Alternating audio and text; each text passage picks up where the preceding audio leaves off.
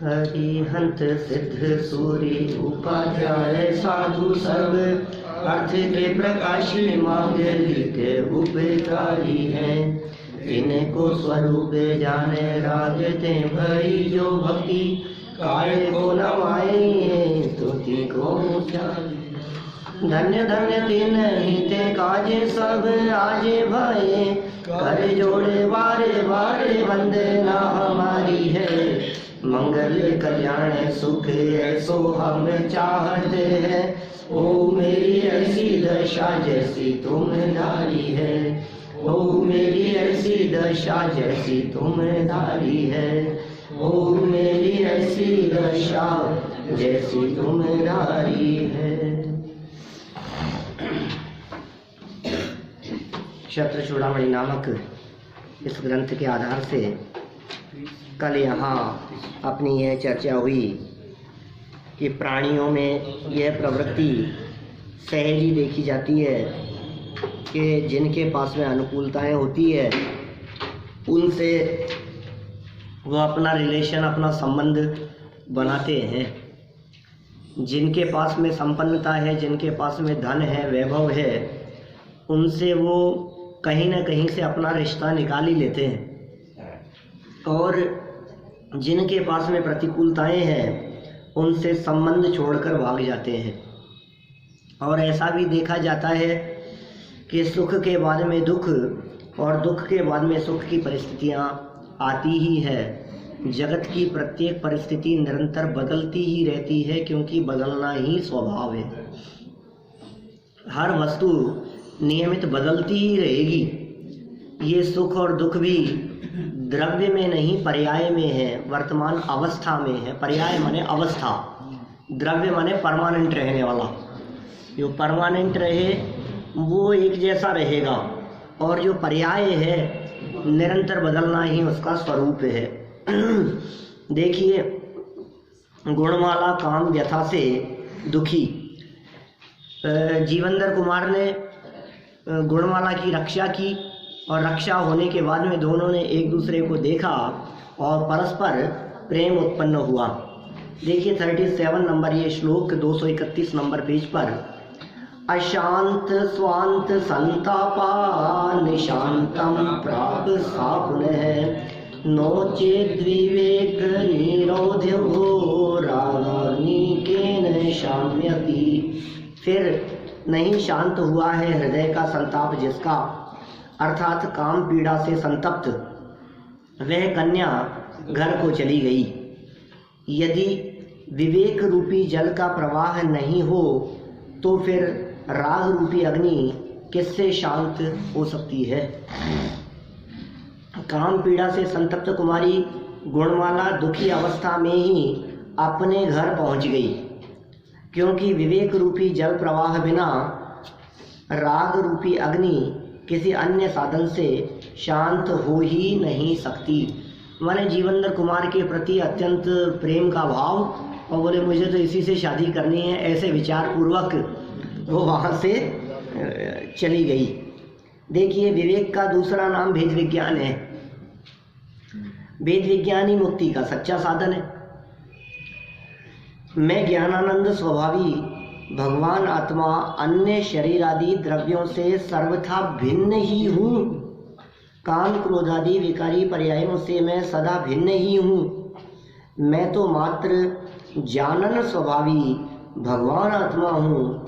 ऐसा यथार्थ ज्ञान श्रद्धान करने से स्वयमेव विकारों का अभाव अथवा मंदता नियम से होती ही है।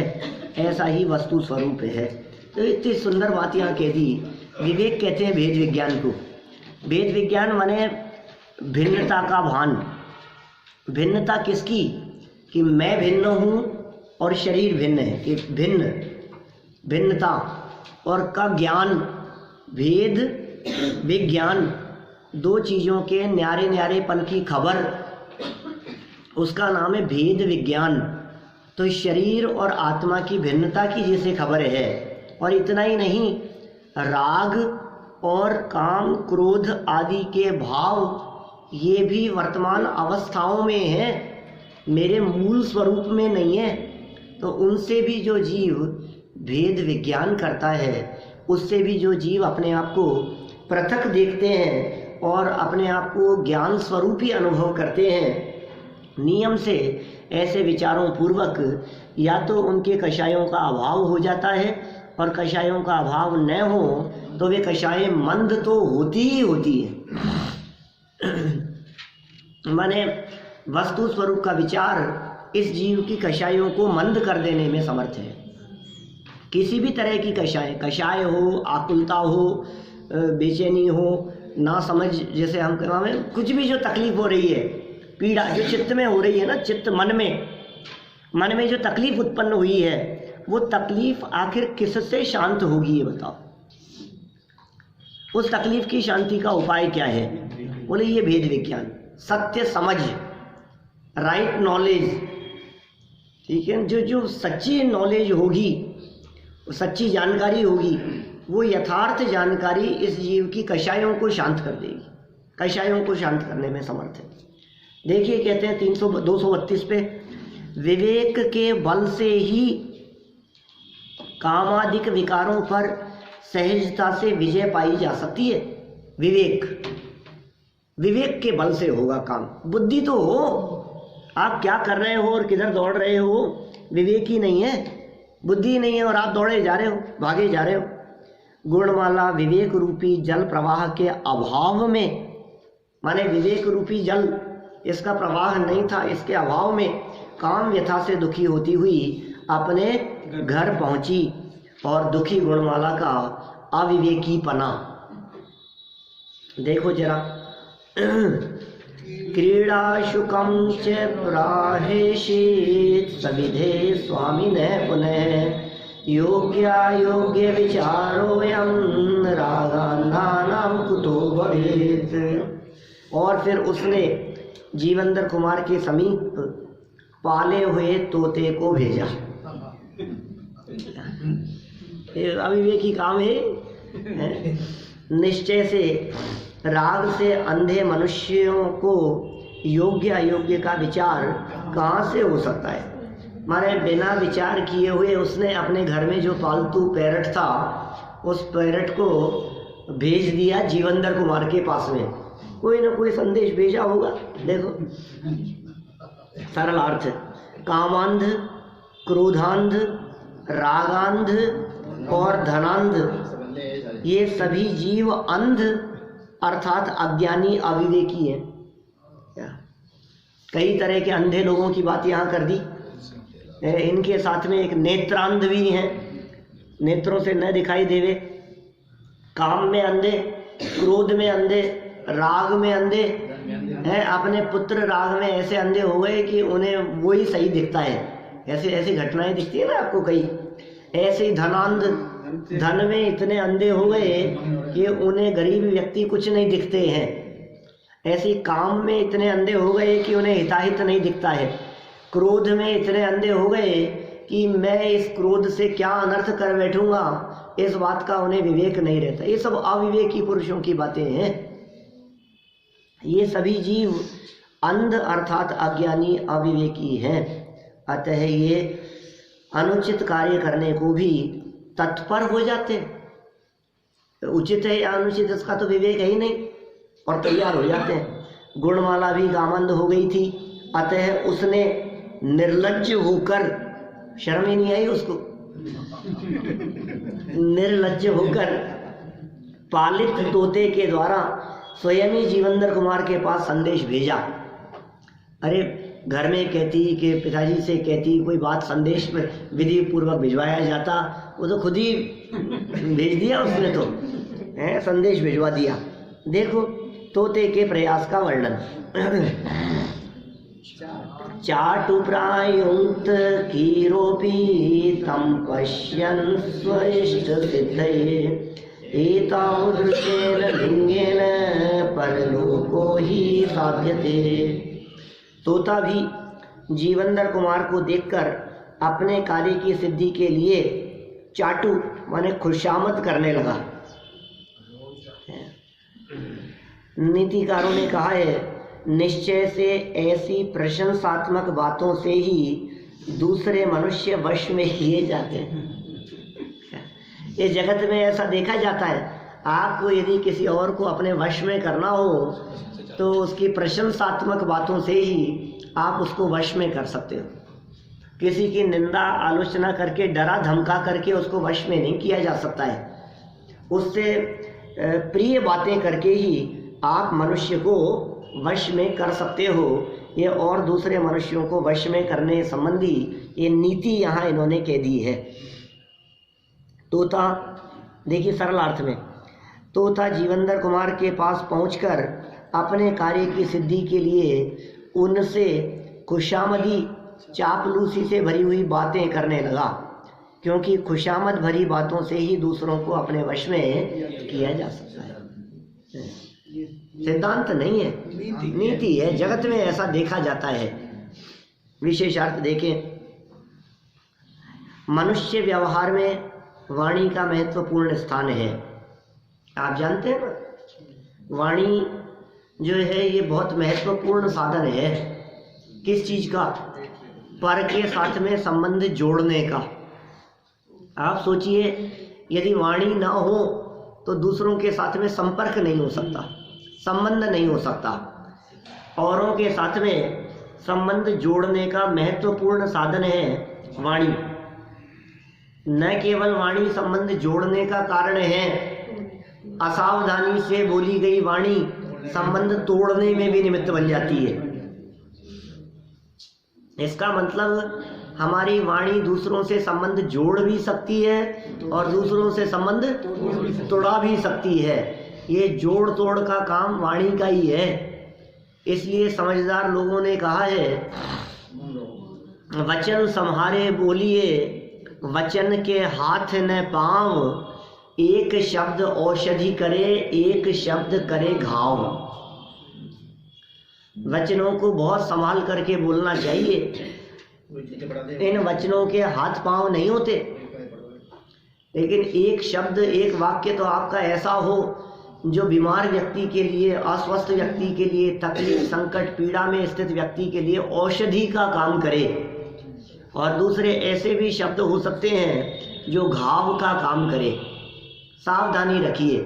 हम तो ऐसा कहते हैं ना, रामायण का पाठ चलते चलते कब महाभारत शुरू हो जाए। ये सब वचनों की बलियारी है। शांति से रामायण का पाठ चल रहा था और बीच में ही चलते चलते किसी ने किसी से कुछ कह दिया तो वो रामायण तो बंद हो गई और महाभारत शुरू हो गई। भाई, गोली का जवाब भर जाता है लेकिन बोली का नहीं भरता। माने किसी व्यक्ति को गोली मार दी गई तो महीने भर में, 15 दिन में, 2 महीने में वो गोली लगी थी, उसका घाव भर गया।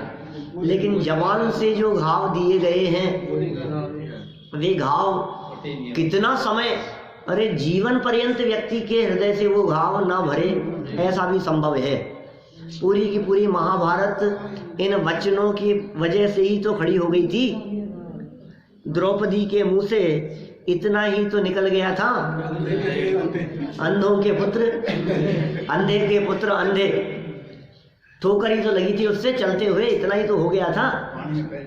दुर्योधन के द्वारा पैर फिसल गया, जो भी हुआ, ठोकर लगी, तो थोड़ा सा संभल नहीं पाया वो। इतनी परिस्थिति बनने पर द्रौपदी के मुख से कैसा कठोर वचन निकल गया, वचन ही है, असावधानी पूर्वक वचन निकल गया और पूरी की पूरी महाभारत खड़ी हो गई। माने वचन कितने महत्वपूर्ण होते हैं हमारे जीवन में, हमें समझना चाहिए। मेरे ख्याल से गुणभद्राचार्य देव ने तो यहाँ तक कहा था, ये देखिए प्रकृति की रचना तो देखो कि मुंह दिया एक और कान दिए 2। प्रकृति है, प्रकृति की रचना है ऐसी, सहज ही कान 2 हैं और मुंह 1 है। इसका मतलब सुनो ज्यादा और बोलो कम। बोलो कम और सुनो दुगना। ये रचना, सहज मानव शरीर की रचना इस बात को दिखा रही है।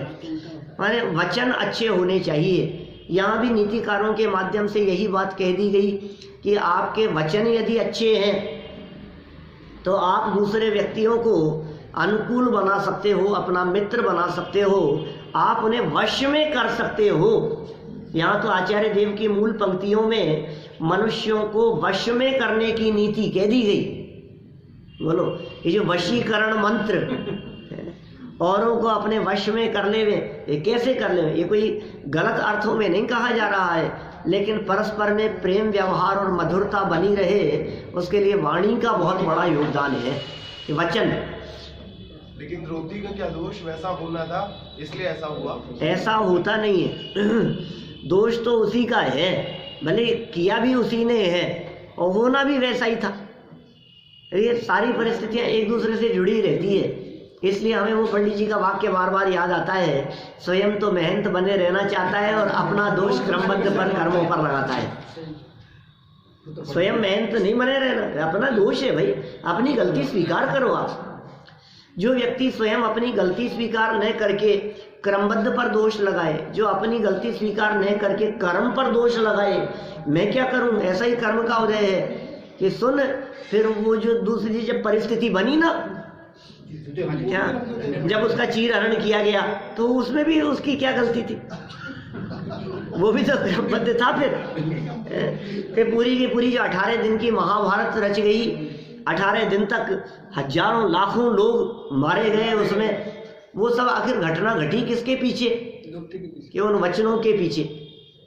वचनों को संभालने की बात यहाँ कही गई है। ऐसी भी उक्ति चलती है, बातन हाथी पाइए और बातन हाथी पाँव।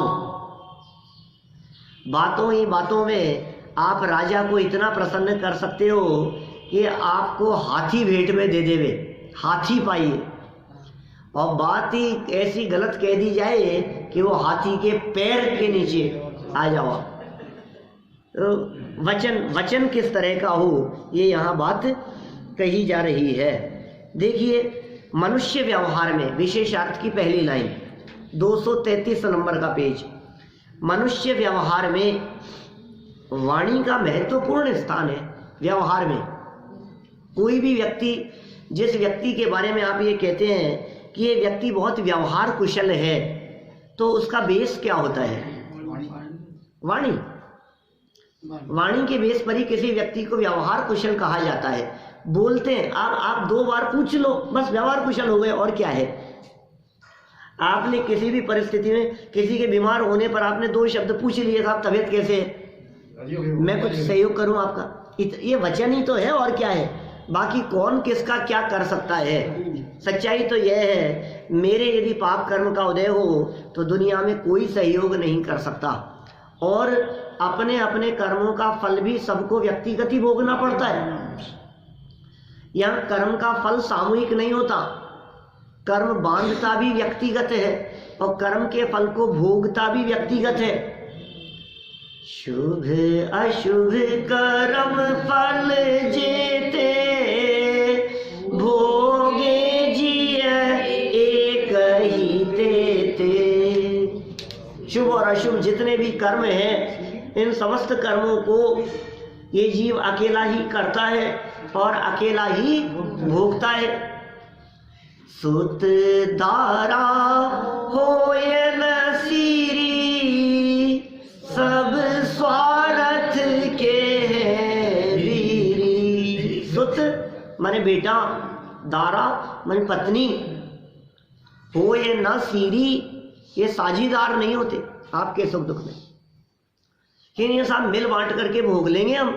आखिर साहब परिवार में अपनी पत्नी है, अपना ही पुत्र है, अपने ही हस्बैंड है, अपने ही भाई है, अपने ही तो है, सब मिल बांट करके हम सब तकलीफ भोग लेंगे? कि नहीं भाई, सबको अपना अपना ही भोगना पड़ता है। बोलो, मेरे सर में दर्द है, अजय भैया कितना भोगोगे साथ में? तुम्हारा तुम्हें भोगना पड़ेगा भैया।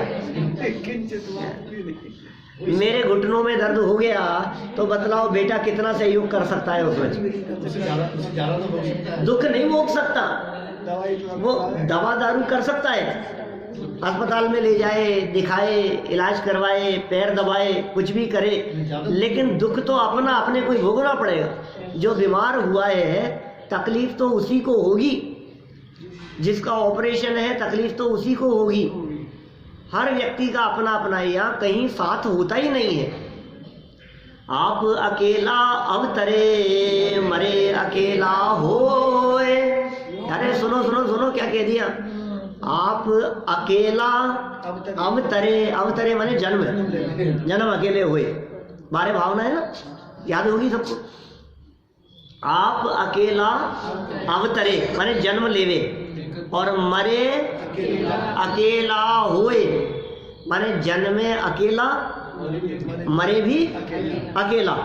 जन्म लाइफ का स्टार्टिंग पॉइंट और मरण एंड लास्ट पॉइंट, जीवन खत्म। या कब हूं, क्या कह रहे हैं भूधरदास जी यहाँ बारे भावना में क्या बात कह रहे हैं, या कब हूं इस जीव को साथी सगा न कोई। कभी भी जन्म में तो किसी ने साथ दिया ही नहीं, मरण में कोई साथ देगा नहीं। अरे सच्चाई तो यह है कि जन्म से मरण तक किसी भी परिस्थिति में कोई भी व्यक्ति तुम्हारा साथ दे सकता नहीं। इसलिए साथ की भावना वो निगोद की भावना है, और एकत्व की भावना मुक्ति की भावना है। अकेले है तो फिर क्या करें साहब, छोड़ दें सबको। जितना जिसका सहयोग होता हुआ दिखाई दे रहा है अपने ही उदयानुसार, उतना उसको थैंक्स कहो, उतना उसका धन्यवाद, जितना उनका सहयोग है। ये वचन व्यवहार से, मनुष्य व्यवहार में वाणी का महत्वपूर्ण स्थान है। अब देखो कुछ कर तो सकता नहीं था, अभी हमने क्या कहा, अकेले अकेले भोग रहे हैं ना, कर तो कुछ नहीं सकते, लेकिन नहीं कर सकने पर भी आपका इतना सा वचन कि हम आपके साथ खड़े हैं, बस हिम्मत मिल गई। ये वचन व्यवहार ये बहुत बड़ी चीज है। ये जो वचन व्यवहार है ये बहुत बड़ा काम करता है, आप इसकी कल्पना नहीं कर सकते। ये वचन बिगाड़ने का काम भी कर देता है और वचन संभालने का काम भी करता है। आप मधुर वचन बोल करके कुछ भी काम किसी से भी करवा सकते हैं। ये देखो ये काम ये सिखा रहे हैं नीतिकार यहाँ उस तोते के मुख से, पोपट कहते हैं, पैरट कहते हैं, वो उसके मुख से ये बात सिखा रहे हैं कि भाई हमारा व्यवहार कैसा होना चाहिए, लोक व्यवहार में हमारी वाणी किस प्रकार की होनी चाहिए, हमारे वचन किस प्रकार के होने चाहिए। लौकिक में जीवन जीने की कला ये नीतिकारों के माध्यम से सिखाई जा रही है। सदा काल अपने वचनों को संभाल करके निकालिए सदा काल। आपके घरों की जितनी परेशानियां हैं, प्रॉब्लम है, ये सारी प्रॉब्लम ना मिट जाए तो मुझे कहना, सब मिट जाएंगी। ये साहब वो तो ऐसे हैं मैं बता नहीं सकता आपको, मैं बता नहीं सकता वो कैसे हैं, हमारी बहू कैसी है और हमारी सास कैसी है और हमारी जेठानी कैसी है और हमारे बहू बेटे कैसे हैं, मैं बता नहीं सकता वो कैसे कितने खराब हैं। कि सुनो वो कितने भी खराब हो लेकिन वशीकरण मंत्र दिया है यहाँ क्या कि पंडित जी कोई मंत्र दे दो कि सास मेरे कंट्रोल में आ जाए है कोई ऐसा मंत्र, कोई ऐसा मंत्र है क्या कि ये बहू जो है ये मेरे कंट्रोल में रहे? कि है ना एक मंत्र, ये कौन सा मंत्र है? वो वशीकरण मंत्र। ये आपके वचन व्यवहारों में मधुरता, ये ऐसा मंत्र है जिस मंत्र के माध्यम से वो आपके वश में रहेंगे। किसी की बुराई करके आप किसी को अपना नहीं बना सकते। आप दो वाक्य उसकी प्रशंसा के कहो,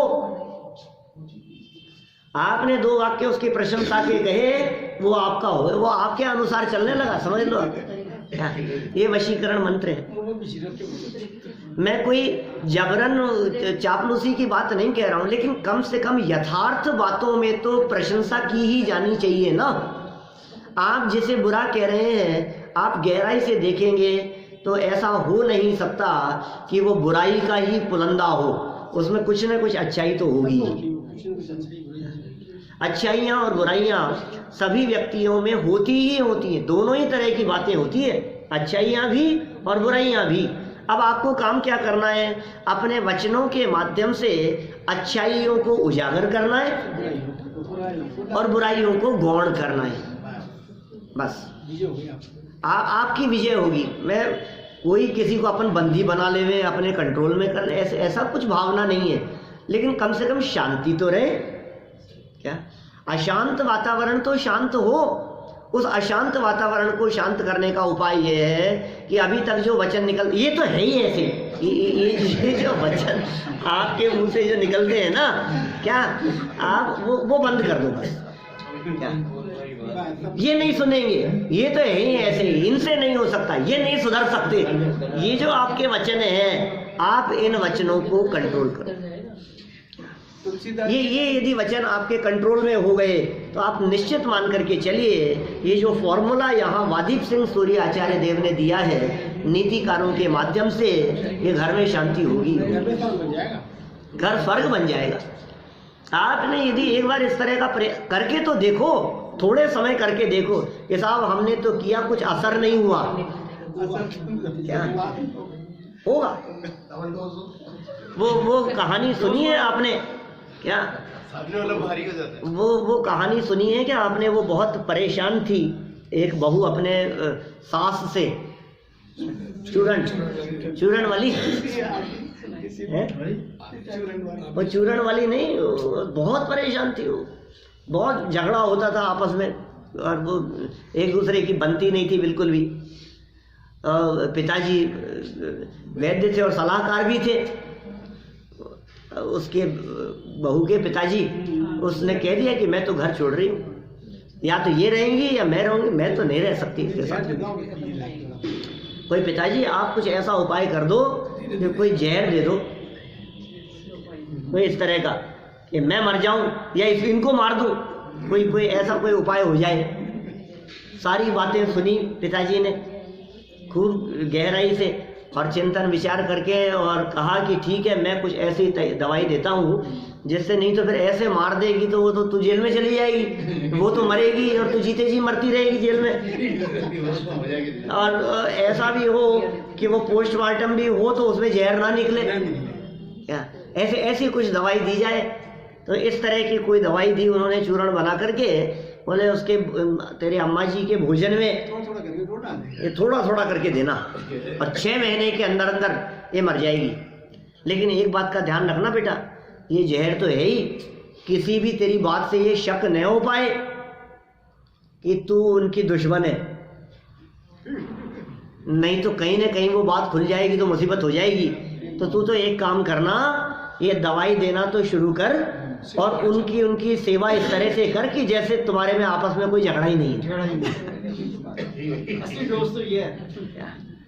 अब क्या हुआ, दवाई मिलाई और वो सेवा करना शुरू कर दिया, प्रेम से बात करना शुरू कर दिया, वचन व्यवहार अच्छे हो गए इसके। कि क्यों? क्योंकि अब तो मरने वाली है, अब तो खुश हो रही है। अब तो मेरी सास मर जाएगी क्या? एक दिन निकल गया, बातें बहुत प्यार से, अरे माता जी मैं खिलाती हूँ आपको, दवाई मैं देती हूँ, आपका खाना मैं लगाती हूँ, आपको मैं परोसती हूँ, क्या? सास भी सोचे वो तो बहुत अच्छी हो गई, इधर से ये प्यार से बात कर रही है, तो उधर से उसने भी सोचा मैं जबरदस्ती इसे कोसती रहती हूँ बहू को, उसने भी प्यार से बोलना शुरू कर दिया। एक दिन निकल गया, 2 दिन निकल गया, महीना निकल गया, 2 महीने निकल गए, 3-4 महीने निकल गए, 5 महीने निकल गए। अरे उनमें तो आपस में इतना प्रेम हो गया, इतना प्रेम हो गया कि वो जो बहू थी उसने अपने पिताजी को कहा, पिताजी कुछ ना कुछ ऐसा करो, मैं नहीं चाहती कि मेरी सास मर जाए। क्या हो सकता है? तो पिताजी ने कहा कि बेटा अब तो कुछ नहीं हो सकता, अब तो महीने भर की मेहमान बची है।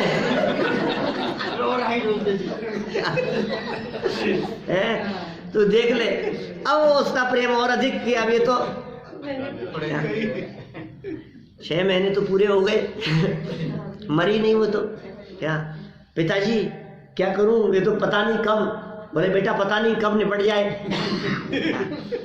फिर जब बहुत वास्तव में आपस में प्रेम हो गया तो पिताजी ने कहा कि बेटा मैंने जहर तो दिया था, लेकिन जहर तुम्हारी आपसी कड़वाहट को मारने के लिए दिया था, ये जीवन खत्म करने के लिए नहीं दिया। क्या हाजमे चूर्ण वो जो चूरण था, वो चूरण तो हाजमे का चूरण था, उसमें जहर नहीं था। क्या ये वचन व्यवहार, ये कितना व्यवहार, यदि आपका आप अपना व्यवहार बदलने का प्रयास करें। देखिए किसी हाल में किसी दूसरे को नहीं बदल सकते, आप अपने आप को बदलें। जब आप बदलेंगे तो परिवार बदलेगा, आस पड़ोस बदलेगा, समाज बदलेगा। ये शुरुआत कहाँ से होगी? शुरुआत अपने से होगी। स्वयं बदलने की शिक्षा यहाँ दी जा रही है, बहुत महत्वपूर्ण स्थान है। मतलब मैं समझता हूँ वाणी को निकाल दो तो फिर लाइफ बची नहीं कुछ भी। तुलसीदास जी ने कहा है, तुलसी मीठे बचन सो। हाँ, वो बहुत सारी, कबीर ने भी तो कहा है ना, ऐसी वाणी बोलिए मन का आपा खोए, औरन को शीतल करे आप शीतल होए। ऐसी वाणी बोलिए, कैसी? मन का आपा खोए, मन का आपा खो करके, ऐसी वाणी कि मन भाव विभोर होकर के औरन को शीतल करे। और आप औरन को शीतल करे मतलब ये जो आग लग रही थी ना अंदर गुस्से की, क्रोध की, आप ऐसी वाणी बोलिए कि सामने वाला क्रोध की आग में जल रहा था, वो आपकी वाणी सुन करके शीतल हो जाए, शांत हो जाए। औरन को शीतल करे और आप हूँ शीतल होए। बहुत बातें हैं वचनों के संदर्भ में, ये लौकिक बातें तो भरी पड़ी है कदम कदम पर। कोयल किसको देत है और कौवा किससे लेत, और मीठी वाणी बोल कर जग अपनों कर लेत। नहीं, कोयल और कौवा शक्ल एक जैसी है दोनों की। आप कौवे को और कोयल को दोनों को साथ में बैठा हुआ देखो तो आप पहचान नहीं सकते कि कौन सा कौवा है और कौन सी कोयल है, नहीं पहचान सकते। लेकिन जैसे ही आपने आवाज सुनी काव काव, आपने पत्थर मारना शुरू कर दिया, उड़ा दिया उसको। और जैसे ही मीठी वाणी सुनी तो कोयल है क्या? मीठी वाणी बोल करके कौवा सबको अपना कर लेता है। वो किसको, किस कोयल, कोयल वो कोयल किसको देते हैं और कौवा, कौवे ने आपका क्या ले लिया बताओ? और कोयल ने क्या दे दिया आपको? किसी ने किसी को कुछ दिया लिया कुछ नहीं, सिर्फ मधुर व्यवहार और मीठी वाणी।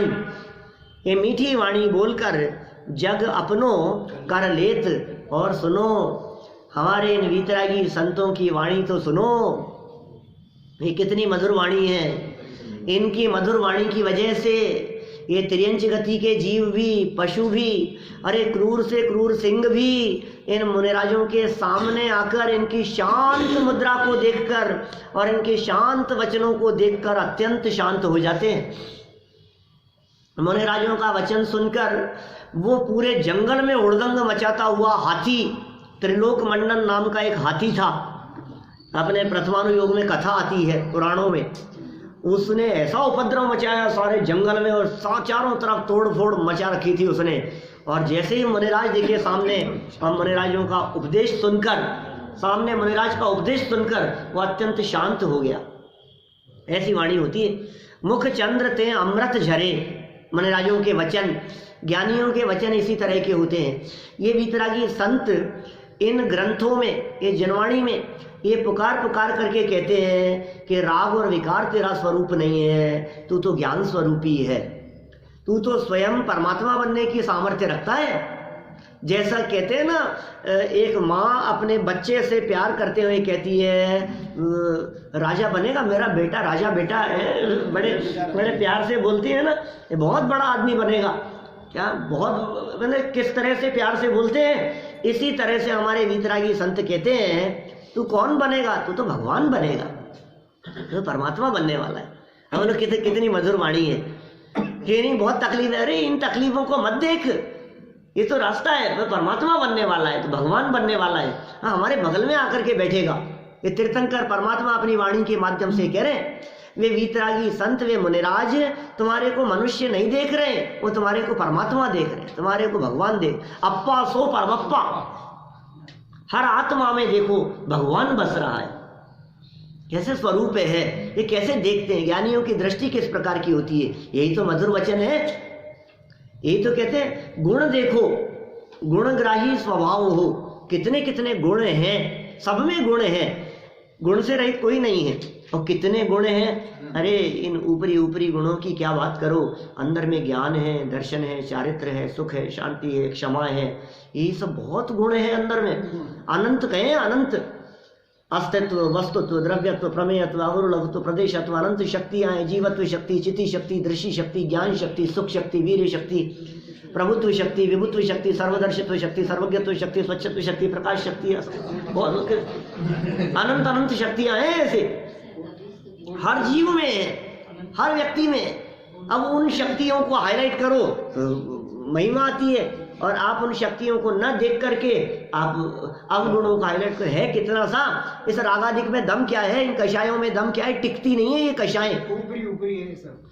ये कषाएं ऊपरी ऊपरी होती है सब। ये कषाएं पर्याय में है, अवस्था में है, और गुण अंदर मूल स्वरूप में है। गुणों को मिटाया नहीं जा सकता, और कषाएं मिटे बिना रह नहीं सकती। मैं गारंटी देता हूं आपको, आपको यदि ये कहा जाए कि आप गुस्सा करो, कितना किसी के बारे में कह रहे हैं इनका गुस्सा बहुत तेज है, करो कितनी देर कर सकते हो। आपका गुस्सा बहुत तेज है ना, आप करो कितनी देर कर सकते हो। किसी का गुस्सा कितना भी तेज क्यों न हो, बाहर में निमित्त मिलने पर भी, लेकिन उसका क्रोध लंबे समय तक तीव्र रूप से मेंटेन नहीं रह सकता, रह ही नहीं सकता। वो क्रोध शांत होगा ही होगा, वो क्रोध मंद पड़ेगा ही पड़ेगा। उसमें मंदता और तीव्रता रूपी भेद पड़ते ही पड़ते हैं। ये कषायों का स्वरूप ही इसी तरह का है। कोई व्यक्ति चाह करके भी जीवन भर गुस्सा नहीं कर सकता। अरे जीवन भर तो छोड़ो, 24 घंटे गुस्सा नहीं कर सकता। आप भले कितना भी कहो कि साहब ये 3 दिन से गुस्से में है, अरे 3 दिन से गुस्से में, वो गुस्सा